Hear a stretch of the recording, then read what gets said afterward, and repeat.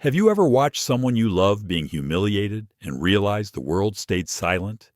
Now imagine it's your little girls, and everyone on that plane looks away.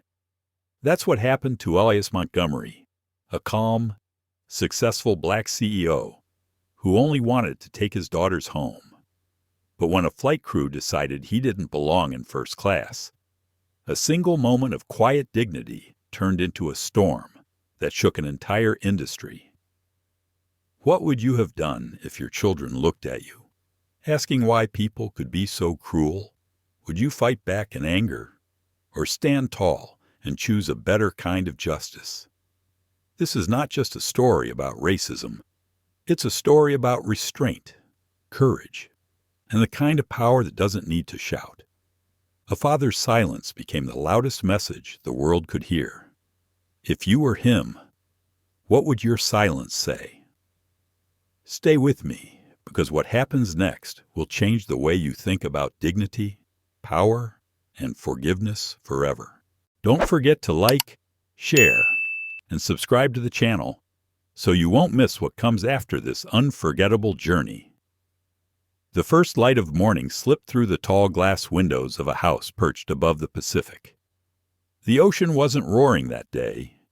It breathed slowly, a calm rhythm that seemed to match the man sitting at the edge of his kitchen counter, stirring his coffee in silence. Elias Montgomery, 46 years old, had the kind of presence that made noise unnecessary.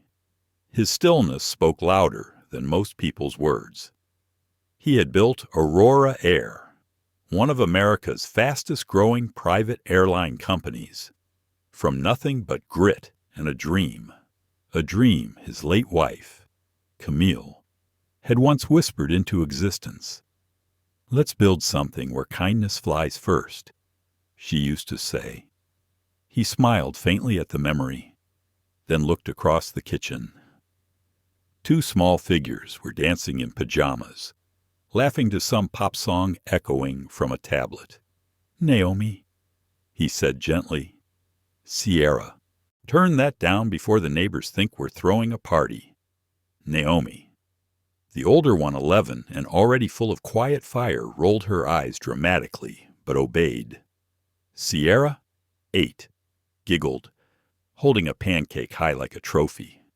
"But Daddy, you said we should celebrate today." Elias raised an eyebrow, pretending to scold her. "We celebrate when we land, not before we take off." Naomi plopped down beside him, biting into toast. "Where are we going again?" "To Washington. See," he answered, taking a sip. "I have a small ceremony to attend." Small, Naomi teased. Mom said when grown-ups say small, they mean boring. That made him laugh. But quietly his laughter always sounded like a sigh that learned to smile. "It's an award," Sierra said proudly, "for being the best CEO." He looked at her, surprised. "How did you know that Uncle Jordan told me?" She said matter-of-factly. "He said you made flying kinder." Elias's eyes softened. Did he? Now he didn't like awards. They reminded him of how many people had to believe in him before he believed in himself, and how one person Camille had believed first. He glanced at the framed photo near the kitchen window. Camille was smiling in her old flight attendant uniform, sunlight across her cheek, frozen in a time that still hurt to remember. She had died 4 years ago, cancer taking her faster than medicine could explain. But her voice still lived in the house, in their daughters, and in his conscience. Every decision he made at Aurora Air was a conversation with her ghost. By 8:30 a.m., the house hummed with gentle preparation. Naomi's backpack clinked with her model airplane parts. Sierra carried her tablet, headphones, and a small sketchbook covered in stickers. "Dad, can I wear Mom's pendant?" Sierra asked softly, holding up a silver necklace with tiny wings. He hesitated. The necklace had once hung around Camille's neck on every flight she worked. Then he nodded. "Yes, but only if you promise to keep it safe. I promise." Naomi checked the weather on her phone. "It's sunny in D.C. today. No turbulence. You sure you want to be a pilot?" Elias teased. "Positive," Naomi said. "I'll fly your planes one day." He smiled. "I'll hold you to that." Outside, their black SUV was waiting in the driveway. The driver opened the door as the trio stepped out. The air smelled like sea salt and eucalyptus. Elias paused a moment to look at the horizon blue, endless, unbroken. He always looked at the sky before boarding a plane. It was a quiet ritual, not as a CEO, but as a man who once dreamed of freedom. The ride to Los Angeles International Airport took about 2 hours. Naomi counted airplanes overhead, calling out model types. Sierra hummed softly, drawing in her notebook 2 little girls on a cloud, holding hands with their mom. Elias's phone buzzed several times. Board members, investors, his assistant. He ignored them all. For once, he wanted to be just Dad. He gazed out the window. The highway signs flashed by San Clemente, Long Beach, LAX. In the rearview mirror, he saw Sierra asleep on Naomi's shoulder, her mother's pendant glinting faintly, and something inside him whispered, "Keep them safe. Keep them seen." At the Aurora Air private terminal, a gate agent smiled at them. "Good morning, Mr. Montgomery." Elias lifted a hand gently. "No titles today. Just passengers, please." The woman looked puzzled but nodded. He wanted to experience what his customers did: the service, the tone, the humanity. He'd built the company to be an airline that feels like family, but you couldn't know a family's heart from an office chair. As they entered security, Naomi asked, "Why don't you ever tell people you're the boss?" Elias smiled faintly. "Because how they treat you when they don't know who you are tells you who they really are." Naomi tilted her head, thinking, "That's kind of deep." Sierra grinned, like the ocean. "Daddy." He laughed softly. "Exactly. In the lounge. Everything gleamed: chrome coffee machines, leather seats, the faint scent of citrus air freshener." Sierra ran to the window, watching the silver Aurora 787 Dreamliner glint under the California sun. "Look, Daddy, that one's ours." He crouched beside her. "It's everyone's sweetheart, every passenger who believes in kindness." Naomi smirked. "So basically yours?" He chuckled. "Maybe a little." A staff member approached, polite but hesitant. "Mr. Montgomery, would you like me to inform the captain you're boarding?" "No need," Elias said calmly. "We'll board like everyone else." It wasn't pride, it was principle. He didn't believe respect should come with a title. When boarding was announced, Naomi took Sierra's hand. Elias followed behind, a simple gray coat over his usual crisp shirt. No badge, no hint of power. They reached the glass jet bridge. Through it, he saw the door to first class, elegant, minimalist, his design team's pride. Inside, 2 flight attendants were greeting passengers. The older one, tall, silver hair in a bun, wore a practiced smile that didn't reach her eyes. Her name tag read Margaret Haynes. Beside her was Lucia Park, younger, warm-eyed, almost apologetic even before anything went wrong. "Good afternoon," Elias said politely, handing over their boarding passes. Margaret scanned them, her brow furrowing almost immediately. "I'm sorry, sir," she said, her tone clipped. "This section is for first-class passengers only." Elias blinked, confused. "Yes, these are first-class tickets." She looked again, eyes narrowing. "May I see the credit card used for purchase?" He frowned slightly.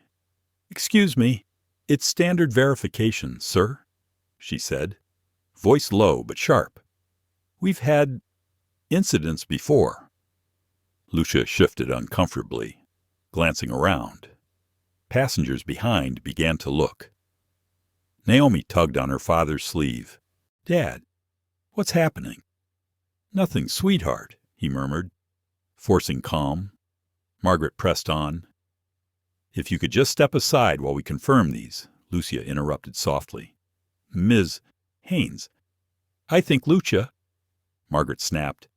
"Please assist other passengers." Lucia hesitated, then obeyed. Elias's jaw tightened. He wanted to say something sharp, but the weight of his daughter's eyes held him back. Naomi's voice trembled. "Dad, is it because of us?" He knelt slightly, meeting her gaze. "No, it's because sometimes people see skin before they see soul." Margaret heard that. Her lips pressed tight. She motioned toward the aisle. "Please, sir, we're holding up the line." Elias stood, his composure unbroken. "Very well. We'll wait." He moved aside, holding Sierra's hand. His heart was steady, but beneath that calm rhythm, something else was stirring a slow, controlled fire. From the seats nearby, a man in a baseball cap lifted his phone discreetly. Recording, a small red dot blinked in the reflection of the cabin window. They stood waiting nearly 5 minutes. Margaret whispered into her radio, occasionally glancing their way. Passengers passed them, some avoiding eye contact, others frowning in discomfort. Naomi's shoulders tensed. "Dad, this feels wrong." "I know," he said softly. "But remember what Mom used to say?" She nodded weakly. "Be calm, even when the sky isn't." He smiled. "That's right." Lucia finally approached, whispering, "Mr. Sir, your tickets are valid. I'm sorry. Truly." Margaret's expression hardened. "Lucia, you can return to prep." But Elias raised his hand gently. "No, thank you. Miss, you've done enough." He turned to Margaret. "Are we cleared to take our seats?" Her jaw twitched. "Yes, sir." He nodded once, guiding his daughters to their row 2A, 2B, and 2C. As he sat down, the cabin seemed to hum differently, a silence filled with what wasn't said. Sierra looked at him, whispering, "Daddy, are people always this mean?" He paused. "Not always. Some just forget how to be kind." Naomi clenched her fists. "You should tell someone. You own this place." He looked out the window at the runway lights flickering to life. "Sometimes, baby, it's better when they find out for themselves." As the plane prepared for takeoff, Lucia offered drinks. Margaret avoided eye contact, pretending to adjust seat belts. Elias stayed quiet, watching his daughters' faces. He could feel the weight of humiliation pressing quietly on them, not the loud kind, but the one that lingers in silence, the kind that changes how a child sees the world.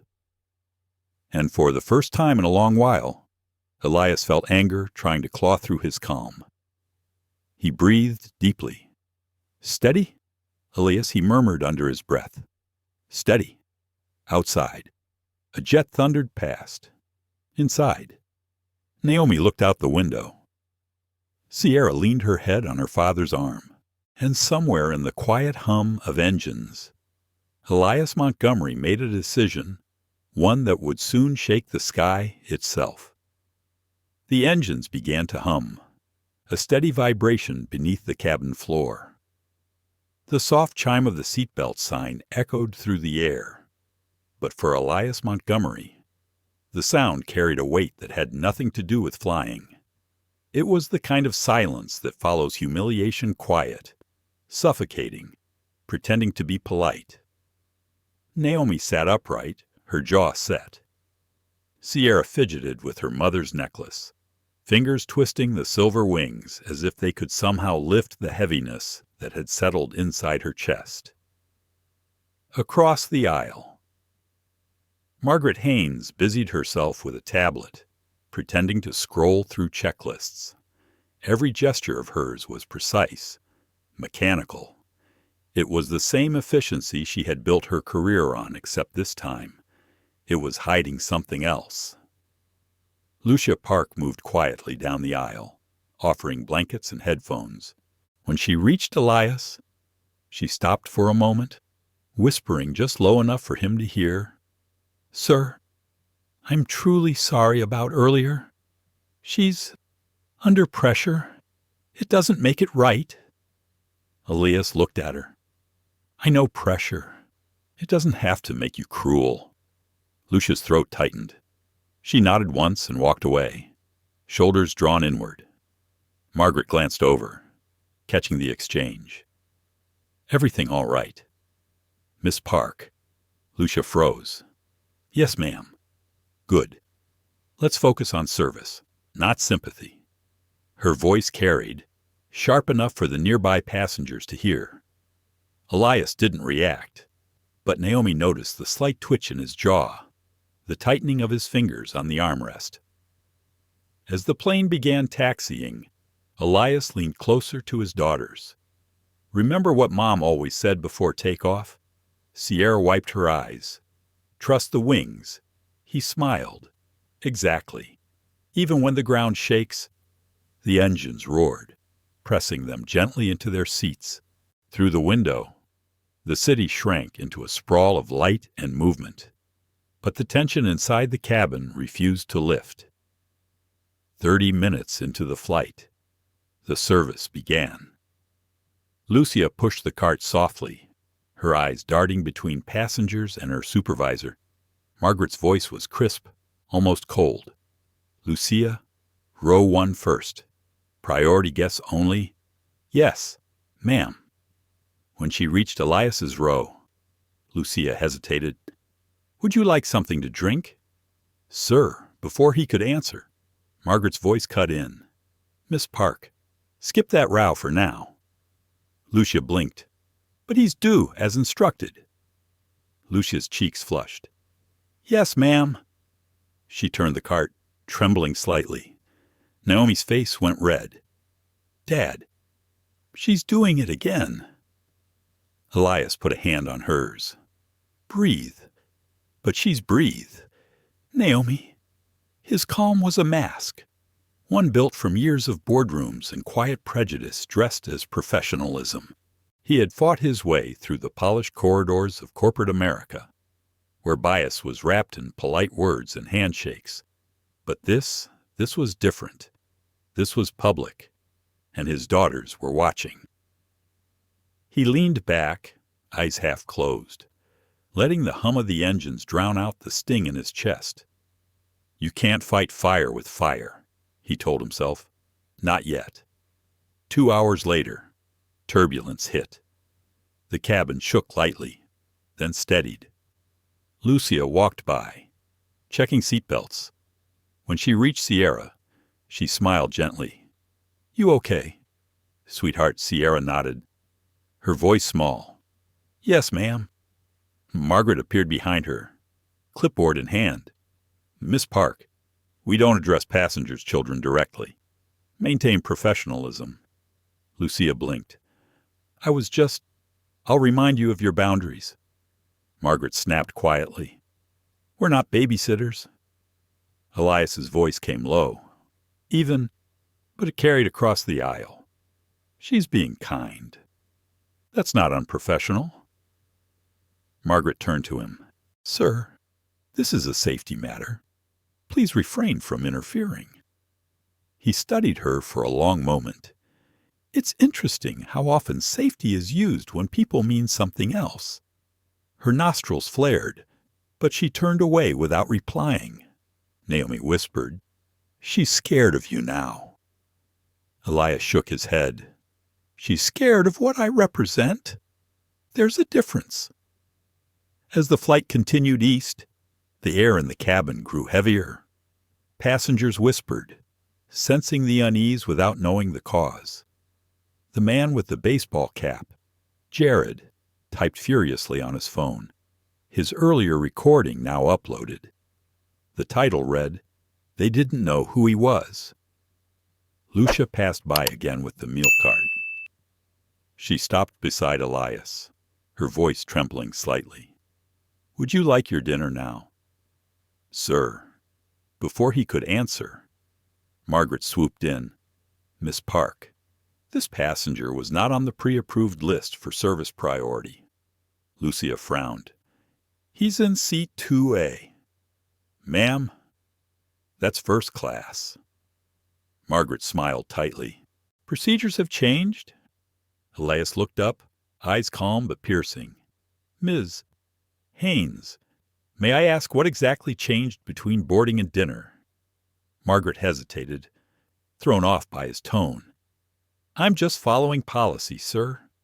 "What policy is that?" he asked quietly. Her lips parted, then pressed shut. "Excuse me." She turned and walked briskly toward the galley. Lucia stood frozen, uncertain. Elias gave her a small nod. "It's all right, Miss Park." "Thank you." She lowered her gaze.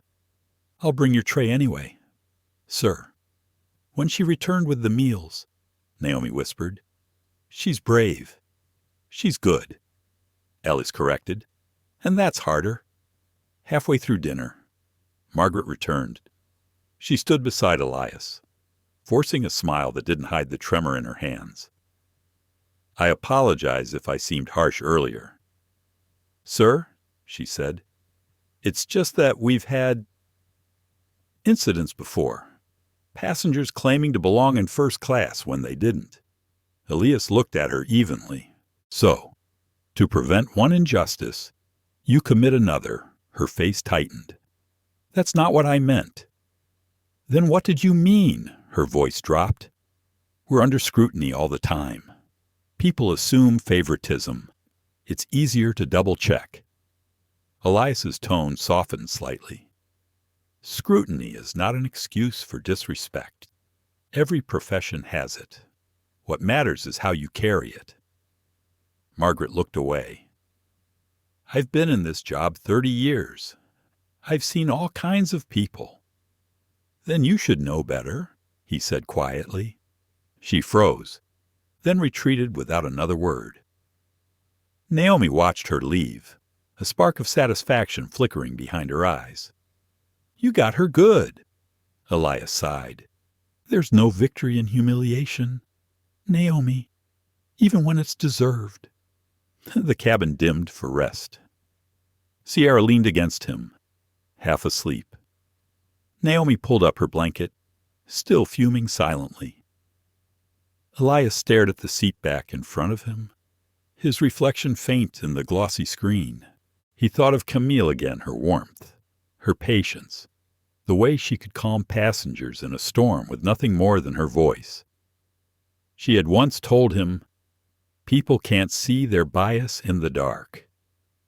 You have to turn the light on for them gently." He whispered to himself, "Gently. Camille," but firmly. He closed his eyes, but rest wouldn't come. Every quiet insult, every sidelong glance, they played back in his mind like turbulence that wouldn't pass. He had spent years building Aurora Air to be more than just planes. It was supposed to be a promise that dignity could still exist at 35,000 feet. Now that promise had been broken, and it was his company that broke it. 3 hours later, the captain's voice came over the intercom. "Ladies and gentlemen, we're expecting some light turbulence ahead. Please return to your seats." Margaret began her walkthrough again, her professional tone restored. She reached row 2 and paused. "Sir," she said to Elias, "I'll need you to secure your tray table." He complied silently. Then she glanced at Naomi. "Miss, please sit properly. Feet down." Naomi obeyed, muttering, "Yes, ma'am." Sierra peeked up sleepily. "She sounds like a robot." Margaret turned sharply. "Excuse me." Elias's voice cut through like calm thunder. "She's a child. Ms. Haynes, if your job requires you to intimidate children, perhaps the training manual needs revision." Margaret flushed crimson. "That's not fair." "No," he said quietly. "It isn't." The plane shuddered slightly, a momentary bump that made Sierra gasp. Elias pulled her closer. "It's all right. Just the wind reminding us who's in charge." Margaret stood motionless, speechless, then turned on her heel and left. Lucia, standing at the galley, met Elias' eyes for a brief second. In that look, there was apology, fear, and gratitude all at once. As the turbulence subsided, a ripple of whispers moved through the cabin. Passengers had begun checking social media. Jared's post had spread hundreds of thousands of views already. The title was now trending, "Does Aurora Incident?" Lucia saw it on her phone in the galley and froze. Margaret, catching the reflection, barked. "What are you looking at?" Lucia locked the screen. "Nothing, ma'am." Margaret snatched the phone from her hand, glancing at it. The headline glowed across the screen. Her face went pale. "What is this?" she hissed. Lucia swallowed. "It's already online." Margaret's pulse raced. "Oh my God!" The captain's voice crackled through again. "Crew, prepare for descent in 40 minutes. Margaret took a deep breath, smoothed her uniform, and forced a calm expression. But her hands were trembling. Elias watched quietly as she passed by, her composure cracking in places she didn't notice. He wasn't angry anymore, not in the way he expected. He felt something closer to sorrow, that someone could spend 30 years in the sky and still not learn how to treat people like they belonged there. 20 minutes before landing. The cabin lights brightened. Passengers straightened up, phones lighting their laps. Lucia leaned over discreetly. "Sir, just so you know, the video's everywhere. The company's already been tagged. Corporate's aware." Elias nodded slowly. "Thank you, Miss Park." Her voice dropped. Will you report her?" He looked out the window, where the clouds glowed orange in the setting sun. "Report her? No. She'll report herself soon enough." Lucia didn't understand at first. Then she saw the faint light of his phone, a message thread open with the name Jordan Lee. As the plane descended, Naomi clutched her father's hand. "Dad, will she get in trouble?" He thought for a long time before answering. "Sometimes trouble is the only way people start to grow," Sierra's small voice whispered. "Are you sad?" He smiled faintly. "A little. But sadness isn't weakness. It's the first step to change." The landing gear groaned, the wheels touching down with a shudder. Applause scattered weakly through the cabin. Margaret gave the routine announcement. Her voice was steady, but her eyes darted to Elias's row once, then quickly away. When the seatbelt sign turned off, Elias stood, helping his daughters with their bags. Lucia approached quietly. "Sir," she said, "I just want to thank you for staying calm." He looked at her kindly. "Thank you for remembering humanity." Her eyes shone. Not everyone would have handled it like that. He smiled. "Then let's make sure more people learn to—" At the gate, passengers began filing out. Jared, the vlogger, gave Elias a knowing nod. "You handled that like a boss. Man, respect." Elias just smiled politely. Respect works both ways. Naomi tugged at his sleeve. "Dad, are we still going to D.C.?" "Yes," he said softly, "but this flight's going nowhere." Sierra blinked.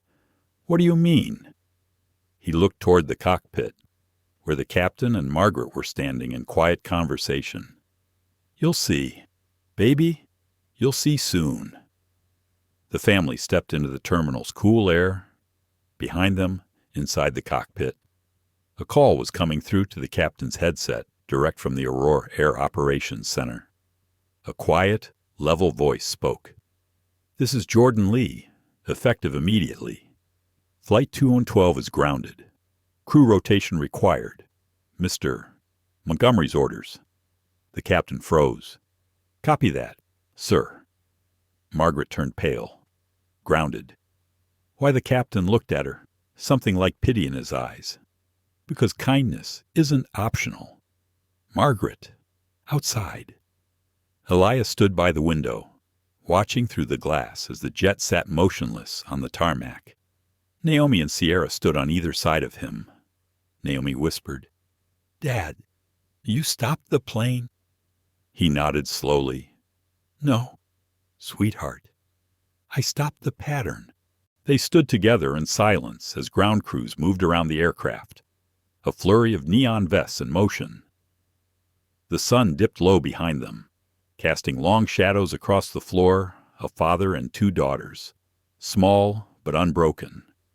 Elias exhaled deeply. "Let's get some rest. Tomorrow, we fly on our terms." Sierra smiled sleepily. "Can we still have pancakes when we land?" He chuckled softly. "Always." Naomi leaned into him, whispering, "Mom would have been proud." He looked out at the quiet plain, his reflection merging with the sunset. She'd have been proud of all of us, and in that golden stillness. Elias Montgomery finally allowed himself to feel what he had been holding back all day. Not anger, not vengeance, but a heavy, aching grace. Because power, he realized, was never about control. It was about conscience. And now, his company, his legacy, would have to learn the same lesson. The night outside the terminal had a strange kind of silence. Planes came and went, their lights streaking across the sky like moving stars. But Flight 212 stayed where it was grounded under a halo of amber floodlights. Inside the executive lounge, the air smelled faintly of coffee and jet fuel.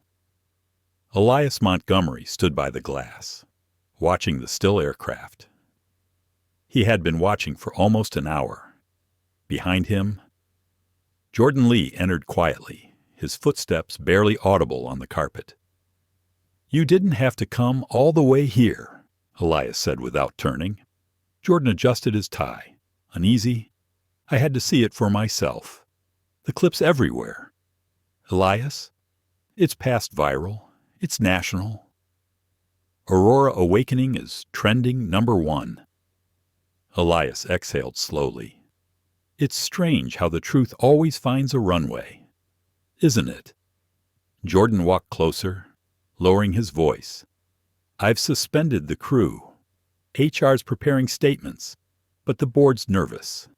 Investors are calling. They want you to go public, make it look like we're in control." Elias finally turned from the window. His eyes were calm but heavy. "Control is what started this. We don't need control. Jordan, we need conscience." Jordan hesitated. "You're serious about grounding the entire crew." "I'm serious about grounding a culture," Elias replied. "This isn't about one woman with bad manners. It's about what we've tolerated in silence." He sat down, rubbing his temple. The exhaustion of the day settled deep in his bones, but his voice remained steady. "Do you know what my daughter asked me when we landed?" Jordan shook his head. "She asked if people are always this mean." Elias looked down, the memory cutting like glass. How do you answer that without teaching her bitterness? Jordan didn't speak. He didn't need to. The question hung in the air like smoke. After a long pause, Elias stood again. "Tomorrow morning, we'll release a statement, but not a polished PR apology. I want authenticity. I want names, responsibility, and reform. Real reform." Jordan nodded. "And Margaret Haynes?" She'll face the investigation, Elias said softly. But humiliation won't fix humiliation. I want her to understand what she did, not just pay for it. Jordan frowned slightly. You're still protecting her. Elias looked up, his gaze sharp. I'm protecting the principle that justice must look better than the injustice it corrects. Jordan nodded slowly. I'll draft something tonight. Make sure it's human, Elias murmured. People are tired of corporations pretending to care after they're caught. This time, we'll mean it. Back in the hotel suite, Naomi and Sierra were curled up on the couch watching cartoons. The brightness of the TV felt almost defiant against the weight of the evening. Naomi turned when her father entered. Dad, are we in trouble? Elias smiled gently. No, sweetheart. We're the reason some people are going to learn. Sierra looked up sleepily. Learn what that kindness isn't optional, he said. He sat between them, wrapping an arm around each shoulder. For a long moment, none of them spoke. The city lights glittered through the window, reflected in Naomi's thoughtful eyes. Are you mad, Daddy? She finally asked. Elias considered. I was. But anger's a short flight. If you stay on it too long, you forget where you're going. Naomi frowned, trying to understand. So what are you going to do now? He smiled faintly. I'm going to make sure no one else ever has to ask the same question you did on that plane. Sierra yawned. Promise, promise, he whispered, kissing her forehead. The next morning came gray and still. News vans were already parked outside the Aurora Air headquarters. Reporters gathered near the entrance, microphones like antennas of curiosity. Inside, the boardroom buzzed with unease. Elias entered quietly, carrying no notes, no tablet, just a small folder. The executives fell silent. Gentlemen, ladies, he began, voice calm but resonant. By now, you've all seen the footage. Some of you may have already decided what this means. But let me be clear, this is not a PR disaster. It's a mirror. He walked to the head of the table, a mirror showing us what happens when policy replaces humanity. One director, Mr. Stanton, cleared his throat. Elias, we all agree the optics are bad. But optics. Elias interrupted softly. A child asked me if people are always this cruel. That's not optics. Robert, that's culture. The room went silent again. He placed the folder on the table and opened it. Inside were reports, employee complaints, overlooked emails, records of bias training never completed. These, he said, are not isolated mistakes. They're patterns we ignored because they didn't happen in front of cameras. A murmur rippled through the room. So here's what happens next. Elias continued, effective immediately. We're implementing mandatory empathy certification for all staff. Independent oversight, not in-house spin. We're establishing a passenger advocate role on every flight. And yes, we will name this reform after the one who suffered most, Camille Montgomery, the heart behind this company. Someone at the table whispered, That's your late wife. He nodded once. She built this company's soul before I built its structure. Jordan watched him with quiet pride. Elias looked around the room. We can't market our way out of this. We have to transform.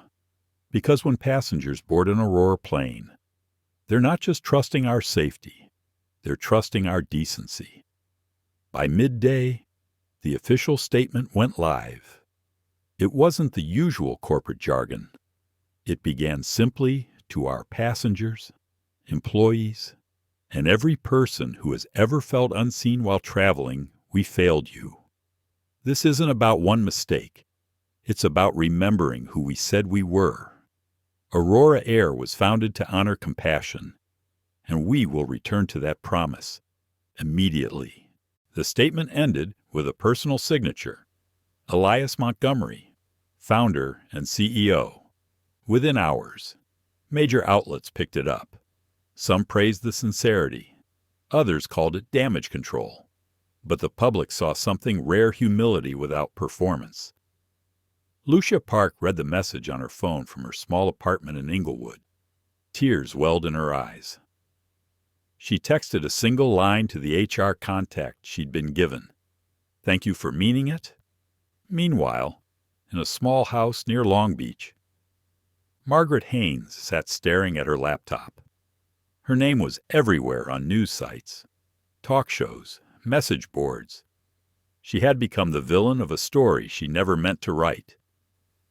Her phone buzzed constantly, but she didn't answer. Her husband stood in the doorway. Quiet. "They're saying you might lose your pension." She didn't respond. Her eyes were fixed on the screen on her own face, frozen mid-sentence, captured forever in humiliation. "I wasn't trying to be cruel," she whispered. "I was trying to do my job." Her husband sighed. "Then maybe the job needs to change." She looked up at him, eyes red. "Do you think he'll forgive me?" He shrugged softly. "Maybe forgiveness isn't the point." Margaret closed the laptop slowly. For the first time in years, she felt something unfamiliar: shame that wasn't defensive, but cleansing. That evening, Elias sat alone on his hotel balcony overlooking Washington, D.C. The skyline glowed like a constellation. In his hand, he held Camille's pendant, the twin wings now worn by Sierra. He turned it gently, feeling the grooves with his thumb. "You'd tell me to let go of the anger, wouldn't you?" he murmured. A warm breeze moved through, lifting the curtains behind him. For a fleeting second, it felt like she was answering. He smiled faintly. "All right, I'll try." Inside, his daughters slept soundly, unaware of the storm their father had just calmed by choosing conscience over chaos. The following day, Elias walked into the Aurora Air Training Center. In the main hall, new posters were being installed, simple words in soft blue letters. "Dignity is non-negotiable." Lucia was there, overseeing the setup. When she saw him, her eyes widened. "Sir, Mr. Montgomery." He smiled warmly. "Lucia, please, just Elias." She hesitated, then smiled. "You meant what you said." "I always do," he replied. "I heard you volunteered to lead the empathy program. I want to help fix what's broken," she said quietly. "Even if I was too scared to speak that day." He looked at her kindly. "Courage isn't the absence of fear, Lucia. It's doing the right thing despite it." She nodded, eyes glistening. "Thank you, sir." He reached into his pocket and handed her a small lapel pin, the new emblem of Aurora Air, two wings forming a heart. "For the ones who still remember kindness," he said. Late that afternoon, Jordan found Elias sitting in his office, gazing out at the hangars. The board settled. Jordan reported, "Media's starting to shift focus. Some even call this the Montgomery model." Elias chuckled softly. "I didn't build a model. I just told the truth." Jordan leaned against the doorframe. "Still, it worked." Elias looked back at him. "It's not supposed to work. It's supposed to mean something." Jordan smiled faintly. "You think people will remember?" He nodded slowly. "They will, because we didn't teach them with words. We showed them that night." As the city lights dimmed and the hum of traffic faded, Elias walked through the quiet terminal one last time before heading home. He passed a janitor polishing the floor, a young ticketing agent helping an elderly couple, and a child pointing excitedly at a plane through the window. Each small act of kindness reminded him why he had built this company, not for profit, not for prestige, but for people. He paused by the large glass overlooking the runway. The grounded aircraft from 2 nights before was gone, replaced by another ready to depart. He smiled. "Back in the air," he whispered, "just where we should be." But deep inside, he knew the journey wasn't over. Change rarely travels on schedule. Still, for the first time in a long while, Elias Montgomery felt the air lighten around him. The storm had passed not with thunder, but with truth. And sometimes, he realized, the quietest storms change the sky forever. The following morning dawned bright and unkind.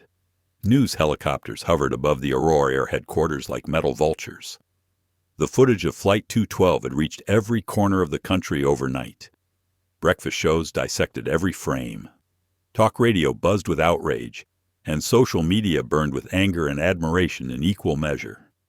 Elias Montgomery's face appeared on every channel, not because he had spoken, but because he hadn't.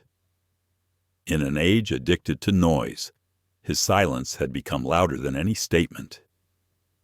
At his office window, he watched the crowd forming below reporters, protesters, supporters. Some held signs that read dignity in the skies, while others waved posters demanding accountability. He could see both pain and hope in their movement. Jordan Lee entered, holding 2 phones. "You're trending in 62 countries," he said, half amazed, half exhausted. "Everyone wants an interview. CNN, BBC, even Al Jazeera." Elias didn't turn from the glass. "And what would I say? That we've rediscovered decency." Jordan sighed. "You can't avoid them forever." "I'm not avoiding," Elias replied softly. "I'm preparing." Jordan set the phones on the desk. The Department of Transportation called. "They want a meeting. Civil Rights Division, too. They're asking about discrimination protocols." "Then we'll meet," Elias said. "It's time we stop calling it a PR incident and start calling it what it is, a human failure." Jordan frowned. "You're sure you want to carry this alone?" Elias finally turned, his eyes steady. "Leadership isn't about escaping the storm, Jordan. It's about standing still long enough to understand why it's raining." Jordan had no answer. Across the country, the video replayed endlessly. News anchors narrated the scene like a tragedy performed in slow motion. Commentators argued whether Margaret Haynes represented a systemic issue or a single bad apple. In a classroom in Atlanta, a teacher paused the clip and asked her students, "What do you see?" A young boy raised his hand. "I see my dad." In a coffee shop in Chicago, 2 pilots watched silently, neither speaking for a long time. Finally one said, "That could have been any of us." And in a modest kitchen near Long Beach, Margaret sat with a cup of tea gone cold. The faces of Elias's daughters haunted her, the shock, the confusion, the quiet hurt. Her husband entered, holding the morning paper. "They're calling him a hero," he said. Margaret's voice was barely a whisper. "He should be. At noon." Elias stepped in front of a podium at the company's press room. Cameras flashed like lightning. His daughters were not there. He'd made sure of that. He needed the world to hear him as a CEO, not a father in pain. He began without notes. "Good afternoon. I know why you're here. You've seen the video, and you've seen me in it. I didn't want to be in that story. I wanted to believe our airline was better than that. But belief without accountability is blindness." The room stilled. His voice carried the same quiet strength it had on the plane. But now it was broader, more deliberate. "I've heard words like incident and unfortunate mistake. Let's call it what it was, prejudice, at 30,000 feet. We failed a family mine, and in doing so, we failed everyone who trusts us to treat them with respect. That ends today. Reporters leaned forward. Every word felt weighted with sincerity. We are implementing a new code, he continued, the Montgomery Code. It mandates transparency, empathy, and dignity in every interaction, from ticketing to landing. We will audit ourselves, and we will be audited by independent advocates who don't answer to our board, but to the public. He paused, eyes sweeping across the sea of cameras. Our goal isn't to look good, it's to be good. The silence afterward was electric. Then came the first question. Mr. Montgomery, are you seeking legal action against the crew? Elias shook his head slightly. Legal action creates fear. I want transformation. They will face consequences. Yes, but punishment alone doesn't teach empathy. Training will, reflection will, change will. Another reporter asked, how do your daughters feel about all this? For a moment, his voice softened. They reminded me that even when the sky looks broken, we still have wings. That's enough. Within hours, his words echoed across the nation. Editorials praised the speech as one of the most genuine corporate addresses in years. Others remained skeptical, but few could deny the power in his tone, the blend of strength and humility that felt almost foreign in a CEO. Airlines around the world began quoting the Montgomery Code. A senator tweeted, if every leader responded like this, we'd need fewer regulations. At Aurora's headquarters, Lucia Park watched the speech live from the training hall. Around her, new recruits took notes, their faces lit with something she hadn't seen in a long time: belief. One trainee whispered, do you think it's real? Lucia smiled. He means it. You can hear it. That evening, Jordan entered Elias's office again, a rare smile breaking through his usually measured composure. You did it. The numbers are climbing back. We're getting thank you messages from passengers. Even advocacy groups are applauding. Elias leaned back, eyes weary but bright. Then maybe people still respond to honesty. Jordan chuckled. You just redefined crisis management. It's not management, Elias said softly. It's ownership. He picked up a photo on his desk, a candid shot of Camille laughing beside an aircraft years ago. She would have loved this moment, he murmured. Jordan's voice gentled. She'd be proud. As night fell, the city lights reflected off the office glass like tiny constellations. Elias stood once more by the window, alone, listening to the faint hum of engines outside. Every aircraft that lifted into the dark sky carried a piece of his promise. On his phone, messages poured in from strangers' parents, teachers, flight attendants, people who had once felt invisible. One read, because of you. My daughter believes flying can be safe again. He read it twice, then smiled. Outside, rain began to fall, a soft drizzle tapping the glass. The kind of rain that didn't destroy, but cleansed.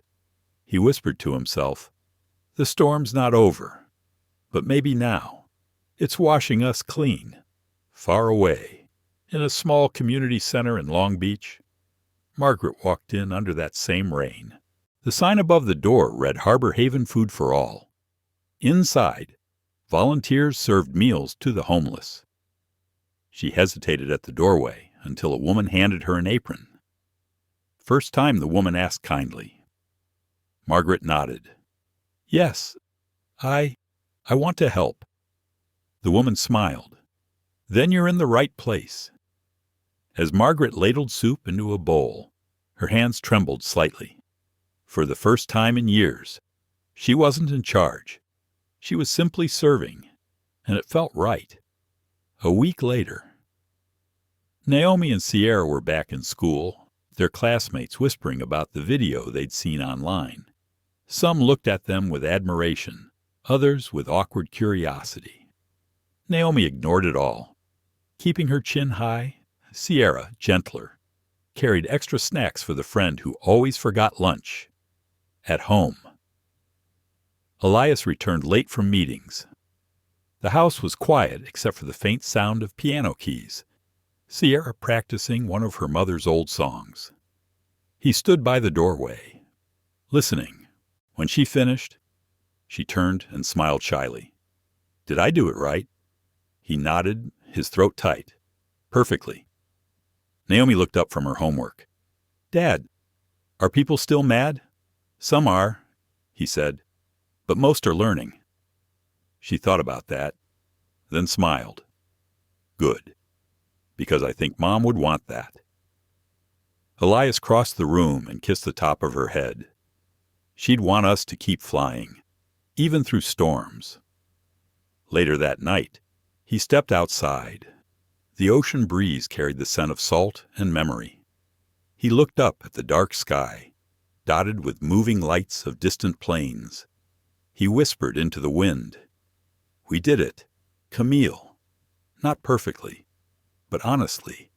Somewhere far above, a plane crossed the moon, its lights blinking in rhythm." He smiled. "That'll do. Inside." The girls' laughter echoed faintly, a sound bright enough to outshine any storm. And though the world still argued, still analyzed, still searched for villains and heroes, Elias Montgomery knew the truth. The real victory wasn't viral. It was human. Because somewhere, on some future flight, a child of any color would be greeted with a smile that meant welcome, not prove it. And that was worth every headline. 5 years later, dawn rose over Washington, D.C., with the kind of quiet dignity that only time can teach. The city glowed gold beneath the early sun, and the world had changed in small, important ways. Inside the newly built Camille Center for Empathy and Flight Training, the air carried the faint scent of fresh paint and possibility. On one wall, a quote shimmered in brushed silver letters. "We can't rewrite the past, but we can retrain the heart. E. Mem." At the entrance, Elias Montgomery stood beside a plaque bearing his wife's name. He wore no tie, just a soft gray suit and that calm expression the world had come to recognize quiet strength, the kind that doesn't shout to be heard. His daughters stood beside him, taller now, their faces more defined, but their eyes still carrying the same mix of wonder and courage. Naomi, 16, wore her flight cadet uniform, the same shade of blue her mother once wore. Her hair was pulled back neatly, her posture confident. She had passed her private pilot test 2 months earlier. Sierra, 13, carried a sketchbook and a small keyboard under her arm. She had become the artist of the family, her music chosen as the official theme for Aurora Air's rebranding campaign. The ceremony had drawn hundreds of pilots, activists, journalists, families. The Montgomery Code had become more than company policy. It had become a model for human-centered leadership. Other airlines adopted similar programs. Universities invited Elias to lecture about ethics and empathy. But today wasn't about speeches. It was about legacy. When the applause settled, Elias stepped to the microphone. His voice was gentle, resonant, familiar. 5 years ago, I learned that silence is not peace, that politeness can hide cruelty, and dignity can be stolen in seconds if no one speaks. But I also learned that forgiveness can build longer runways than anger ever will. He paused, letting the words breathe. This center is not a monument to pain. It's a promise that every person, no matter their color, age, or uniform, deserves to be treated with simple human grace. That's all my wife ever wanted when she dreamed of flying, not luxury, not status, just kindness in the sky. The audience rose in a standing ovation. Naomi looked at her father with quiet pride. Sierra's eyes shimmered. After the ceremony, as guests mingled and music played softly, Elias slipped away to the garden behind the building. It was a small courtyard, filled with lavender and white roses, Camille's favorites. He knelt for a moment, touching the stone bench engraved with her name.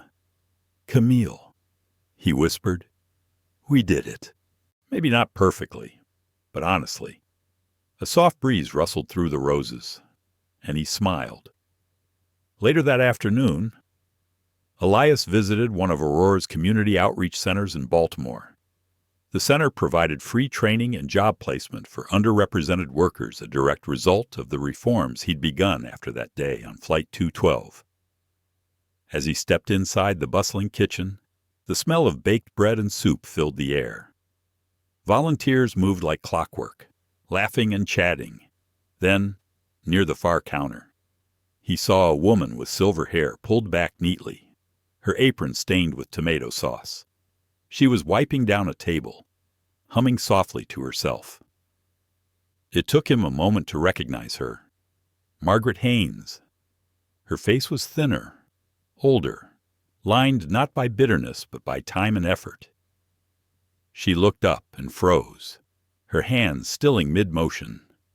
For a moment, the noise of the room seemed to fade, leaving only the two of them standing in the weight of unspoken years. "Mr. Montgomery," she said quietly, almost a whisper. Elias nodded, stepping closer. "Ms. Haynes."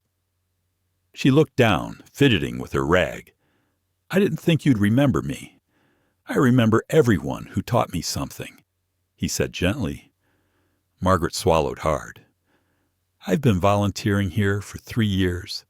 I wanted to give back somehow. I lost my job, my pension, almost everything, but I kept my conscience." He nodded slowly. "That's worth more than any pension." Tears welled in her eyes. "I'm sorry. For that day. For what I did. I've thought about it every morning since. I was afraid of being wrong, of being blamed, of losing control. But all I lost was myself." Elias looked at her for a long moment, then said quietly, "We've all been afraid of losing control. The only difference is what we do when the fear passes." She looked up, meeting his eyes. "Do you forgive me?" He exhaled softly. "Forgiveness isn't about approval. It's about freeing both of us from yesterday." She nodded, trembling slightly. "I don't expect redemption." He smiled faintly. "Redemption doesn't ask for permission." For a moment, the world around them seemed to blur the laughter of volunteers, the clatter of dishes, the distant hum of the city, and in that small exchange, something shifted quietly between them, not absolution, but peace. He extended a hand. "Take care, Ms. Haynes." She shook it, tears slipping down her cheeks. "Thank you for seeing me as more than my mistake. Camille used to say everyone deserves one more chance to fly." He said, "I believe that." He turned to leave, but Margaret's voice stopped him. "Mr. Montgomery, your daughters, how are they?" He smiled softly. "They're learning to fly, each in their own way." Margaret nodded, a sad but hopeful smile touching her lips. "Then maybe the sky really is big enough for everyone." He nodded once more, then walked out into the sunlight. That evening, Elias and his daughters returned home to their coastal house in San Diego. The air smelled of salt and jasmine. From the porch, they could see planes crossing the twilight sky like moving lanterns. Sierra sat at the piano, her fingers gliding over soft notes that drifted into the night. Naomi stood beside her, reading from a manual of flight procedures. "You know, Dad," she said, "they're naming one of the new aircraft after Mom. He turned, surprised. There Naomi nodded proudly. The Aurora Camille. It's supposed to fly its first route next month. They want you to be there. He smiled. We'll all be there. Sierra finished her song and turned. I wrote that for the video they're making about the center. It's called Wings Remember. It's beautiful, Elias said, eyes glistening. Your mom would have loved it. Sierra beamed. Do you think she hears it? He looked out the window at the dark horizon. Every note.